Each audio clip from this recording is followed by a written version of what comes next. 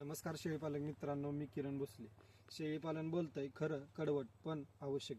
मित्रांनो, या सिरीज भाग 1 मध्ये आपलं स्वागत आहे. आजच्या भाग 1 मध्ये आपण शेळीपालनातील सर्वात महत्त्वाच्या मुद्द्याविषयी जाणून घेणार आहोत.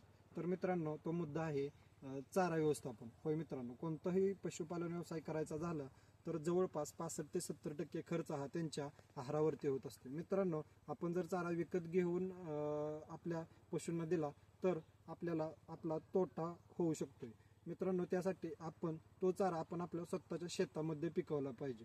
तर मित्रांनो, चाऱ्यामध्ये 2 प्रकार पडतात. एक म्हणजे एकदल चारा व दुसरा द्विदल चारा. मित्रांनो, शेळ्यांना जास्त करून द्विदल चारा पिके आवडतात व एकदल चारा पिके ही त्याचबरोबर आवडतात. तर मित्रांनो, आपण एकदल चाऱ्यामध्ये मक्याचं उत्पन्न घेऊ शकतोय. त्याचबरोबर मित्रांनो, आपण द्विदल चारामध्ये तुती असेल, शुबाबळ असेल, शेवरी असेल, दशरथ घास असेल, मेथी घास असेल, लसूण घास असेल, अशा प्रकारचं आपण चारा व्यवस्थापन करणं गरजेचं आहे.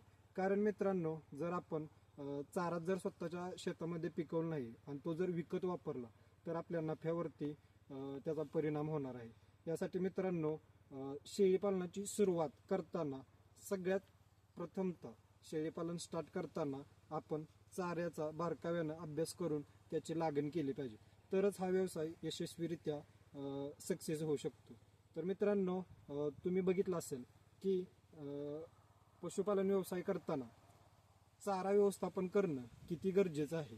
तरच मित्रांनो आपण सक्सेस होऊ शकता. धन्यवाद.